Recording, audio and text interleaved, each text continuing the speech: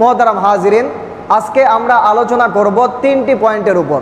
প্রথম আলোচনা হবে আমাদের আল্লাহ সুবহানাহু ওয়া তাআলা এই জিলহজ মাসের প্রথম 10 দিনে আমাদেরকে কি আমল করতে বললেন, আল্লাহর নিকট এই 10টা দিন কেন এত গুরুত্বপূর্ণ, নবী সাল্লাল্লাহু আলাইহি ওয়াসাল্লাম এই 10 দিনকে কিভাবে গুরুত্ব দিয়েছেন, আমরা কিভাবে গুরুত্ব দিব, এ নিয়ে দ্বিতীয় বিষয় আমাদের আলোচনা চলবে। যেহেতু আমাদের সামনে কুরবানি অত্যন্ত আনন্দের এবং অত্যন্ত গুরুত্বপূর্ণ একটি আমল, এজন্য আমরা আলোচনা করব কুরবানি কার উপর ওয়াজিব আর কার উপর ওয়াজিব নয়।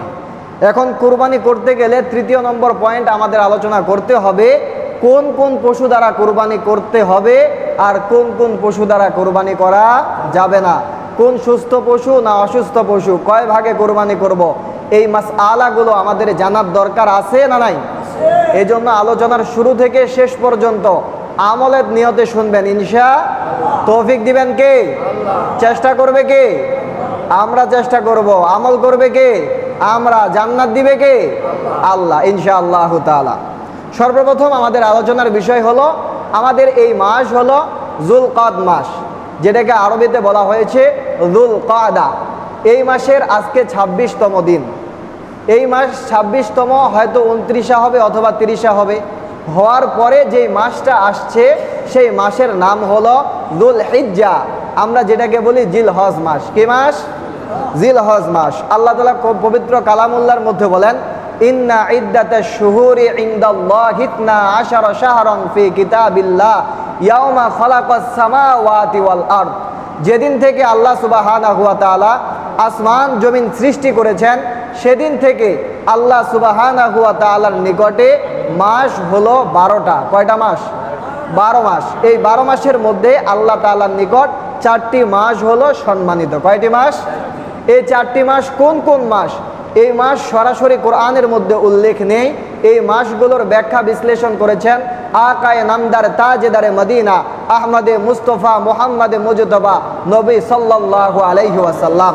নবী সাল্লাল্লাহু আলাইহি ওয়াসাল্লাম হাদিসের মধ্যে বলেন, ইন্না জামানা কদ ইস্তাদারাকা হাইআতিহি ইয়াওমা খালাকাস সামাওয়াতি ওয়াল আরদ মিনহা আরবাআতুন হুরুম।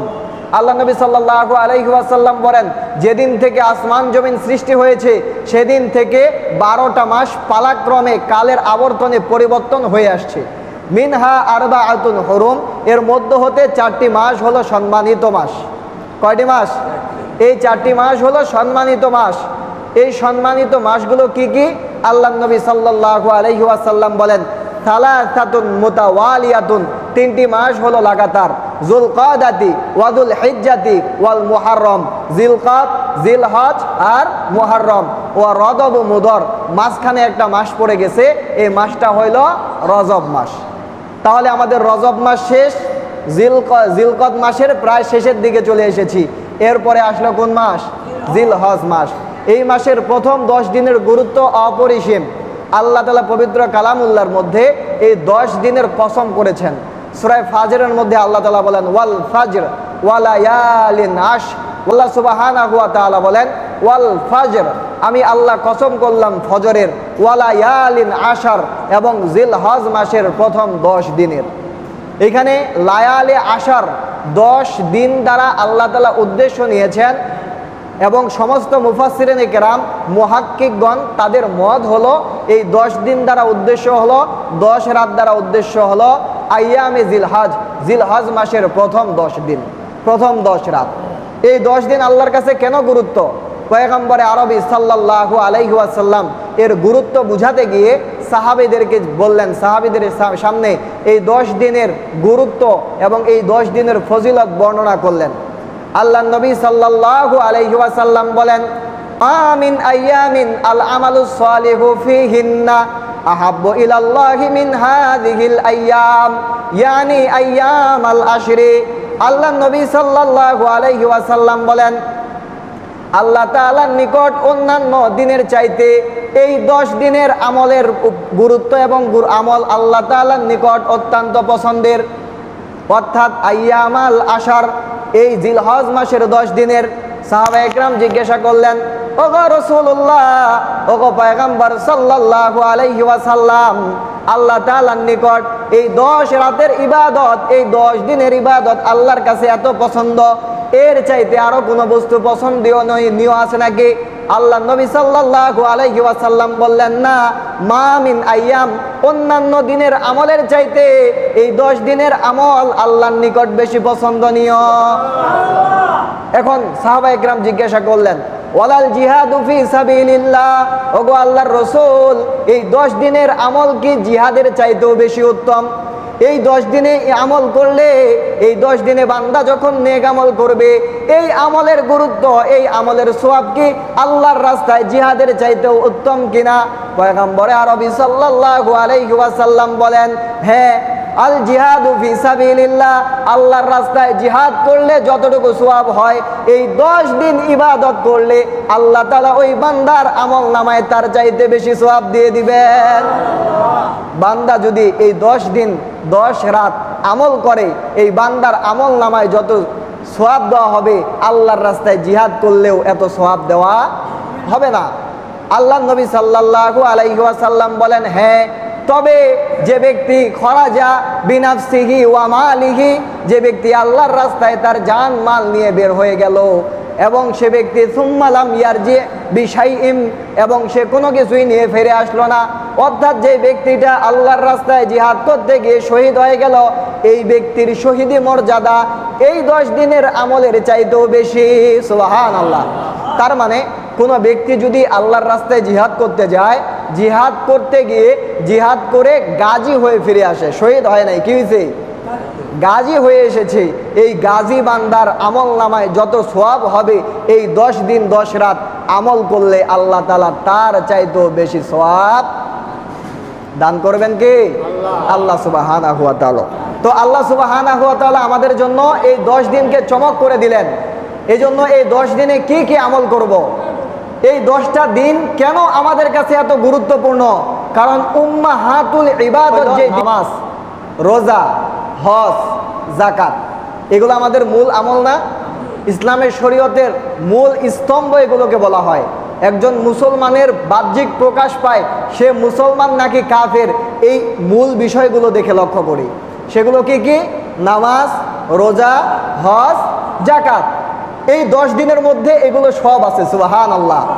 এই 10 দিনের মধ্যে আল্লাহ নবী সাল্লাল্লাহু আলাইহি ওয়াসাল্লাম বেশি বেশি নেক আমল করতেন।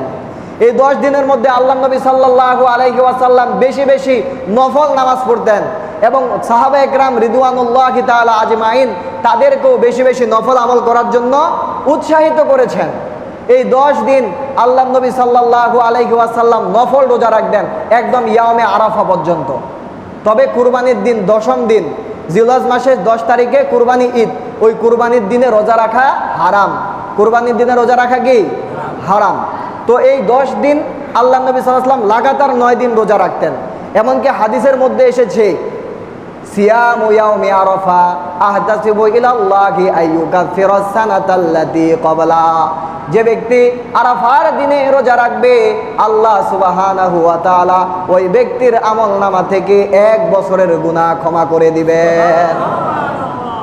এত সওয়াব আল্লাহ তাআলা দিয়েছেন। এই প্রথম 10 দিনে, জিলহজ মাসের প্রথম 10 দিন আল্লাহ নবী সাল্লাল্লাহু আলাইহি ওয়াসাল্লাম বেশি বেশি সাদকা করেছেন এই 10 দিনে। এবং আল্লাহ তাআলা এই 10 দিনের মধ্যে সবচাইতে দামি ইবাদত হজ রেখে দিয়েছেন। সুবহানাল্লাহ। আরাফার দিন, হজের দিন। এই জন্য এই দিনগুলোতে, আগামী 10 দিন যে দিনগুলো আমাদের সামনে আসছে, এই দিনগুলোতে আমরা কয়েকটা কাজকে বাস্তবায়ন করব ইনশাআল্লাহ। 1 নম্বর, কোনো গুনাহ করব না। 1 নম্বর কি? এই 10 দিন কোনো গুনাহ করব না। পারবো তো ইনশাআল্লাহ? 2য় নম্বর, এই 10 দিনে আমরা বেশি বেশি নেক আমল করব, বেশি বেশি নামাজ পড়ব, বেশি বেশি কোরআন তেলাওয়াত করব, অশ্লীল কোনো কথাবার্তা জবান দিয়ে বের করব ইনশাআল্লাহু তাআলা। 3য় নম্বর, এই 10 দিন 9 দিন আরাফা পর্যন্ত, 1 তারিখ থেকে 9 তারিখ আমরা ধারাবাহিকভাবে রোজা রাখবো ইনশাআল্লাহ। এই 10 দিনে 4র্থ নম্বর, আমরা বেশি বেশি সাদকা করব, দান করব। 5ম নম্বর, এই 10 দিনে আমরা রাত্রিবেলায় কিয়ামুল লাইল করব, যতটুকু পারি নফল নামাজ পড়ব, যতটুকু পারি আমরা তাহাজ্জুদের নামাজ পড়ব ইনশাআল্লাহ। তাহলে আশা করা যায় এই 10 দিনের ফজিলত আমরা অর্জন করতে পারবো এবং 10 দিন আমল করে জিহাদের চাইতেও বেশি সওয়াব আমরা অর্জন করতে পারবো। আল্লাহ তাআলা আমাদের সবাইকে তৌফিক দান করুক, সকলে বলি আল্লাহুম্মা আমিন। এবং এই 10 দিনের আরেকটা গুরুত্বপূর্ণ ইবাদত হলো, যে ব্যক্তি কুরবানি করবে, যে ব্যক্তি কি করবে, ওই ব্যক্তির জন্য এই 10 দিন চুল এবং নখ না কাটা। এই 10 দিন চুল কাটবে না, নখ কাটবে না, মজ ছাড়বে না, বগলের চুল পরিষ্কার করবে না, জেরে নাপ পরিষ্কার করবে না, বরং 10 দিন পর এগুলো করবে অথবা 10 দিনের আগেই করবে। আল্লাহ নবী সাল্লাল্লাহু আলাইহি ওয়াসাল্লাম হাদিসের মধ্যে বলছেন, মান রাআ হিলালা দিল হিজ্জা ওয়া আরাদা লিআন ইউদহিয়া ফালা ইয়াখুযান্না মিন শারিহি ওয়া আযফারিহি। যে ব্যক্তি জিলহজ মাসের চাঁদ দেখলো এবং ওই ব্যক্তি যদি কুরবানি কারণে ওয়ালা হয়, ওই ব্যক্তি যদি কুরবানি করার নিয়ত করে, তাহলে যেন ওই ব্যক্তি তার কোনো নখ এবং চুল না কাটে। এটা আল্লাহ নবী সাল্লাল্লাহু আলাইহি ওয়াসাল্লাম আদেশ দিয়েছেন। এতে করে কি হবে, গরিবরা যারা কুরবানি করতে পারে না, এরাও যদি এভাবে নখ চুল না কেটে কুরবানি ঈদের দিন অথবা এর পরে কাটে, আল্লাহ তাআলা তাদের আমলেও কবুল একটা কুরবানির সওয়াব দান করে দেবেন। এই জন্য আমল করবো তো ইনশাআল্লাহ। আল্লাহ তাআলা আমাদেরকে তৌফিক দান করুক। দ্বিতীয় যে আলোচ্য বিষয় আমাদের আজকের, সেটা হলো কুরবানি কার উপর ওয়াজিব, কার উপর ওয়াজিব নয়। যেহেতু আমাদের সামনে আর মাত্র কয়েকটা হাট আছে কুরবানির আগে, এজন্য অনেকেই কুরবানির পশু অলরেডি ক্রয় করা শুরু করে দিয়েছে। নাকি কুরবানির পশু এখনো ক্রয় বিক্রয় শুরু হয়নি? অনেকে কিনে ফেলছে, অনেকে আবার কিনে নেয়, এখনো কয়েকদিন পর কিনবে। তাহলে কারা কুরবানি কাদের উপর ওয়াজিব আর কাদের উপর ওয়াজিব নয়? কুরবানি ওয়াজিব ওই ব্যক্তির উপর যার নেশাব পরিমাণ সম্পদ রয়েছে। যার কতটুকু সম্পদ রয়েছে? নেশাবটা কতটুকু? নেশাব হলো 52.5 তোলা রূপা অথবা 7.5 ভরি স্বর্ণ। এখন স্বর্ণের দাম যেহেতু অনেক বেশি, স্বর্ণকে নির্ধারণ আমরা করব না, আমরা নির্ধারণ করব 52.5 ভরি রূপাকে। আজকে দেখলাম 1 ভরি রূপার দাম 22 ক্যারেটের 4770 বা 8 পিস হবে। এই অনুযায়ী দেখা যায় প্রায় 2.5 লক্ষ টাকা। কত টাকা? যেই ব্যক্তির 2.5 লক্ষ টাকা, চাই স্বর্ণ হোক অথবা নগদ অর্থ হোক অথবা ব্যবসায়িক পণ্য হোক অথবা প্রয়োজনের বাইরে তার কাছে যদি এতটুকু সম্পত্তি থাকে, ওই ব্যক্তির উপর 10 জিলহজ সুবে সাদেক থেকে নিয়ে, ফজর থেকে নিয়ে 13 জিলহজ সূর্য ডুবা পর্যন্ত এতটুকু সম্পদ থাকলে ওই ব্যক্তির উপর কুরবানি করা ওয়াজিব ওয়াজিব ওয়াজিব।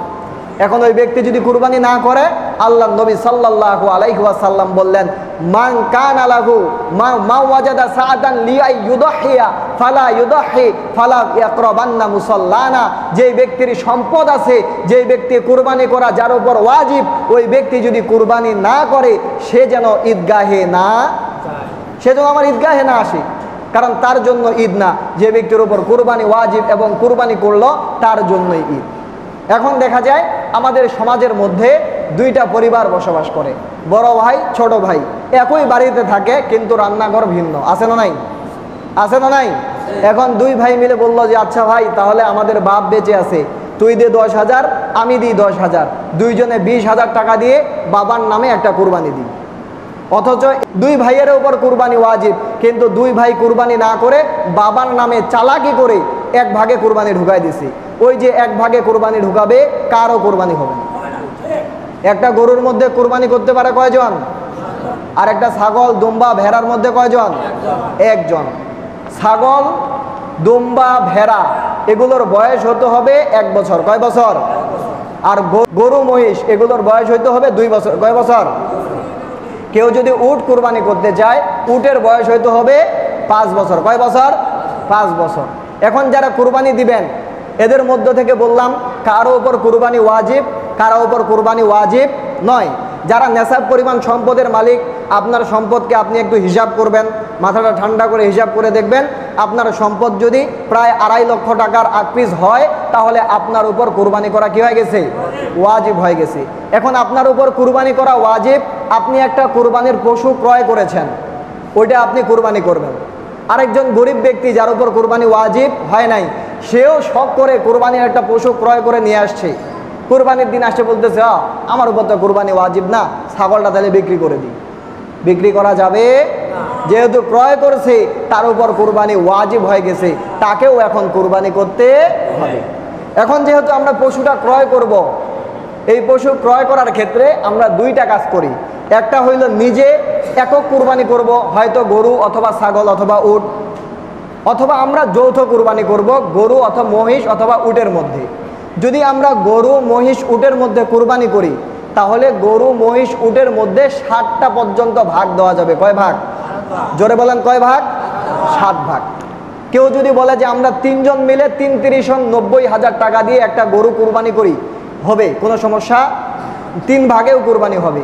কেউ যদি বলে তুই 20,000 দে আমি 20,000 দিই, 40,000 টাকা দিয়ে একটা কুরবানি করি, এটাও হবে। আবার 7 জনে যদি 10,000 করে 70,000 টাকা দিয়ে একটা কুরবানি করে, সেটাও হবে। কিন্তু 6 জন ব্যক্তি মিলে 10,000 করে দিয়েছে, 60,000। আরেকজন বলল যে দোস্ত তুই 5 আমি 5, গোস্ত যা হবে তুই অর্ধেক আমি অর্ধেক। 2 জনে মিলে দিছে 10,000। এখন ভাগ আর 7টা হয় নাই, ভাগ হয়েছে কয়টা? কয়টা হয়েছে? এই 8টা ভাগ হওয়ার কারণে 8 জনেরই কুরবানি হবে না, 8 জনকার কুরবানি শেষ। আবার আমাদের সমাজের মধ্যে একটু আগে বললাম চালাকি করে 2 ভাই মিলে বাপের নামে কুরবানি দেয়, অথচ 2 জনের উপর কুরবানি ওয়াজিব, তাহলে কারো কুরবানি হবে না। হ্যাঁ, 2 ভাইয়ের উপর কুরবানি ওয়াজিব না, তারপরও তারা শখ করছে বাবার জন্য কি করবে? কুরবানি করবে। প্রথম ভাই আসে বলল যে বাবা আপনাকে আমি 10,000 টাকা দিয়ে দিলাম। দ্বিতীয় ভাই আসে বলল বাবা আপনাকে আমি 10,000 টাকা দিয়ে দিলাম। এই টাকার মালিক আপনি। এখন মালিক কে টাকার? আপনার বাবা। এখন আপনার বাবা যদি ওই টাকায় 1 ভাগ কুরবানি দেয় তাহলে আবার সকলে কুরবানি হবে। কিন্তু আল্লাহ তাআলা কোরআন পাকের মধ্যে বলছেন লা ইয়ানালাল্লাহু লুহুমুহা ওয়ালা দিমাউহা ওয়ালাকিন ইয়ানালুহুত তাকওয়া মিনকুম। আল্লাহ তাআলা তোমাদের উপর কুরবানি ওয়াজিব করেছেন, আল্লাহ তাআলার নিকট কুরবানির গোশতগুলো যায়। কথা বলেন না কেন যায়? আল্লাহ তাআলার নিকট কুরবানির রক্ত পৌঁছায় না। ওয়ালাকিন ইয়ানালুহুত তাকওয়া মিনকুম, আল্লাহ তাআলার কাছে নিকট, আল্লাহ তাআলার নিকট পৌঁছায় তোমাদের কলবের তাকওয়াগুলো। তুমি কোন উদ্দেশ্যে আল্লাহর রাস্তায় কুরবানি করলা? আপনার কুরবানিটা কোন উদ্দেশ্যে দুনিয়ার কেউ জানবে না, কিন্তু একজন জানেন, কে? আরো জোরে বলেন কে? আপনার উদ্দেশ্য গোশত খাওয়া, কারো কুরবানি হয়েছে না, সবার কুরবানি শেষ। মাসালাগুলো মনোযোগ দিয়ে শুনেন। এরপর যেহেতু আপনারা 7 জন ব্যক্তি অথবা 3 জন ব্যক্তি অথবা একাকী আপনি পশু ক্রয় করতে যাবেন, ওই পশুটা ক্রয় করার পরে সেটাকে নিয়ে আসতে হবে, তাই না? এখন পশু কোন ধরনের পশু ক্রয় করবেন? যেই পশু ল্যাংড়া না, কি না? ল্যাংড়া পশু দ্বারা কোরবানি করা যাবে। 3 পা দিয়ে হাঁটে, আরেক পা মাটিতেই ফেলায় না, ওই পশু দ্বারা কোরবানি করা যাবে না। তার মানে বোঝা গেল কোরবানি করতে হবে 4 পায়ে দৌড়ায় হাঁটে এমন রুষ্টপুষ্ট একটা পশু দ্বারা। ঠিক আছে তো ইনশাআল্লাহ? দ্বিতীয় নম্বর, যেই পশুটা ক্রয় করলাম এই পশুটা কি কানা নাকি দেখতে পায়?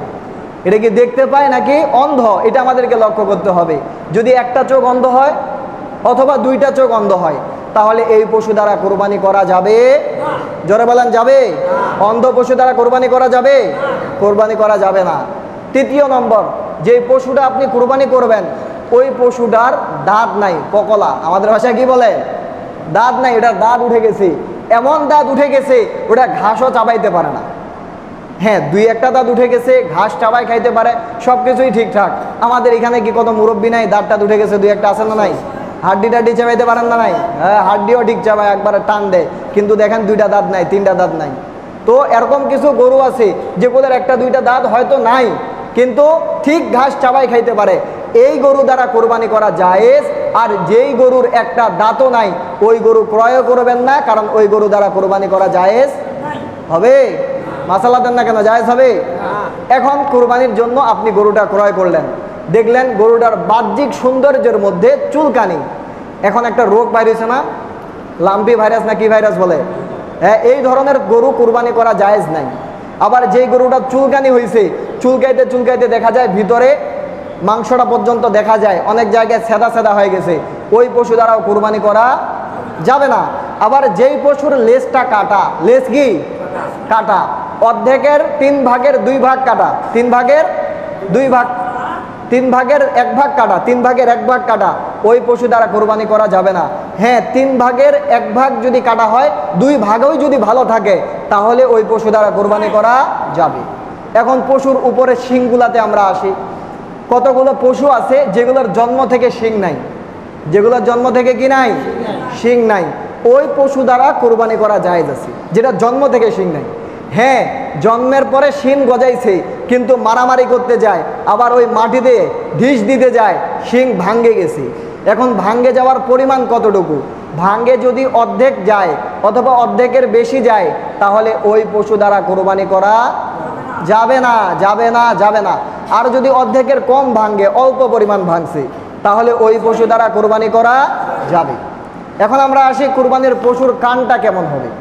কোরবানির পশুর কান কেমন হবে? কতগুলো কোরবানির পশু আছে যেগুলোর কানগুলো কেটে গেছে। এই কান কাটা পশু দ্বারা কোরবানি করা যাবে যদি কান কাটছে 3 ভাগের 1 ভাগ, বাকি আছে কয় ভাগ, তাহলে ওইটা দ্বারা কোরবানি করা যাবে। কিন্তু 3 ভাগের 2 ভাগেই কেটে গেছে, 1 ভাগ বাকি আছে, ওই পশু দ্বারা কোরবানি করা যাবে না। আবার দেখবেন বিভিন্ন ইহুদিরা, হিন্দুরা তারা পশুদের কানগুলো ছিদ্র করে দেয়। আমাদের বাংলাদেশের মধ্যে ভারত থেকে গরু আসে না? নাই, আসে। ভারতে কি মুসলমান বেশি বাস করে না হিন্দু বেশি বাস করে? এই হিন্দুরা কি করে, তাদের কুরবানির তাদের পশুগুলোকে কান কেটে দেয়, তারা ভগবানের নামে উৎসর্গ করে দেয়। ওই উৎসর্গকৃত কান ছিদ্র করা এই পশু দ্বারাও কুরবানি করা যাবে না। এই জন্য সবচাইতে উত্তম হইল পশু কুরবানি দিবেন বাজারের মধ্যে সেরাটা, যাতে কোনো একতলাপ না থাকে। এই পশুটা কি হবে? আল্লাহ নবী সাল্লাল্লাহু আলাইহি ওয়াসাল্লাম বলেন, ওয়া ইন্নাহু লা ইয়াতি ইয়াউমাল কিয়ামাতি বিকুরুনিহা ওয়া আশআরিহা ওয়া আজলাফিহা। কাল কিয়ামতের ময়দানে আপনার এই পশুটা আপনার নেক আমলের দাড়ি পাল্লায় তার রক্ত, তার পশম, তার চুল, তার শিং নিয়ে আপনার নেক আমলের পাল্লায় বসে যাবে। সুবহানাল্লাহ, আপনার নেক আমলের পাল্লাটা ভারী করে দিবে। আজকে আমরা কুরবানি করি, বাজারের মধ্যে দেখা যায় কোনটা দুর্বল, কোনটা একটু কম দামে আছে। এই ধরনের মন মানসিকতা করা যাবে না। কুরবানির পশুটা বাড়িতে নিয়ে আসছেন, আনে সুন্দরভাবে জবাই করবেন। এখন জবাই করার জন্য কুরবানির পশুটাকে সামনে রাখছেন, রাখার পরে বাস ধার দেওয়া শুরু করছেন। পশুটা দেখতেছে, ওটা খুশি হবে, বাহ একটু পরে আমাকে জবাই করবে রে, খুশি হবে নাকি? কি পাবে? কষ্ট পাবে। এই জন্য কুরবানির পশুর সামনে ধার করা, ছুরি ধার করা, এটা মাকরু। এটা কি মাকরু? কটা বাজে? 2 মিনিট শেষ করে দিই। দ্বিতীয় নম্বর হচ্ছে কুরবানির, আমরা যারা আছি সাধারণত বেশি কোনো কাজ করি না, দেখা যায় আমরা একটু অলস টাইপের। এই জন্য নিজের গরুটা বানানো আমাদের নিজের জন্য কষ্ট হয়ে যায়। এই জন্য আমরা কিনে আসি, কসাই ভাড়া করে নিয়ে আসি। এখন কসাইকে ভাড়া করে এনে তার পারিশ্রমিক হিসেবে গোশত দেওয়া, হাড্ডি দেওয়া, অথবা পা ধরায় দেওয়া, অথবা চামড়া দেওয়া, কোনোটাই জায়েজ নাই। তাকে নগদ ক্যাশ দিতে হবে। আপনি ভাগে কুরবানি দিছেন, ভাগে কুরবানি দেওয়ার পরে 7টা ভাগ করে বললেন কায় কোনটা নেবেন, নাও, হবে না। আপনাকে পাল্লায়, দাড়ি পাল্লায় ওজন করতে হবে। ওজন করে করে আপনাকে গোশত বন্টন করে দিতে হবে। এই গোশতটা একাই খাবেন নাকি সবাইকে নিয়ে খাবেন? এই গোশতের উত্তম পন্থা হলো 3 ভাগে ভাগ করবেন। কয় ভাগে? 1 ভাগ নিজের, 1 ভাগ আত্মীয়ের, আর 1 ভাগ এলাকার গরিব দুঃখীর। হ্যাঁ, কেউ যদি পুরাটাই খায় তার জন্য পুরাটাই খাওয়া জায়েজ আছে, কিন্তু এটা ভালো না। এটা কি না? ভালো না। কুরবানির পশুর মাংস ফ্রিজে সংরক্ষণ করা যাবে না? নাই, অবশ্যই যাবে। ফ্রিজে সংরক্ষণ করে আপনি খাইতে পারবেন। তবে উত্তম হলো কুরবানির পশুর মাংস আপনিও খান, আপনার আশপাশে যারা গরিব দুঃখী আছে তাদেরকে বিলি করে দেন। এরপরে আরেকটা মাসালা হইল, কুরবানির পশু ভালো করে আপনারা নিয়ে আসছেন, কুরবানির পশুটা দেখতেও ভালো, সব কিছুই ভালো। এখন জবাই করেছেন, পেটের ভিতর থেকে বাচ্চা বের হয়ে গেছে। এখন কি করবেন? ওই বাচ্চাটা যদি জিন্দা থাকে তাহলে বাচ্চাটাকেও জবাই করে দিবেন, আর যদি বাচ্চাটা মৃত হয় তাহলে এটা ফালাই দিবেন। এখন গোস্তগুলা মন চাইলে খাবেন, মন চাইলে গরিব দুঃখীকে দান করে দিবেন। আরেকটা মাসালা যেটা আমাদের খুব গুরুত্বপূর্ণ বিষয়, গরু কিনে আনছি, একটা মনে করেন গাই গরু, গাই গরু দুধ দেয় না? নাই। এখন এই যে গরুটা আপনি কিনে আনলেন, এই গরুটা থেকে যে এখন দুধ দোহাইলেন, এই দুধ খাওয়া আপনার জন্য জায়েজ। এই দুধ আপনি দোহাবেন না। যদি দুধ না দোহাইলে গরুর কষ্ট হয়, দুধটা না সেকলে যদি গরুর কি হয়, তাহলে দুধটা দহন করে এটা আল্লাহর রাস্তায় সদকা করে দিবেন। গরিব দুঃখীদেরকে কি করে দিবেন? কুরবানির পশু ক্রয় করার পরে সেটা দ্বারা কোনো ধরনের উপকার হাসিল করা জায়েজ নাই। মাসালা বুঝছেন তো ইনশাআল্লাহ? এখন কুরবানির পশু আপনারা ক্রয় করতে পারবেন? আপনাদের কানে কোনো প্রশ্ন আছে কুরবানির পশুর ব্যাপারে? যদি থাকে করতে পারেন, আর না থাকলে আলোচনা করতে পারেন।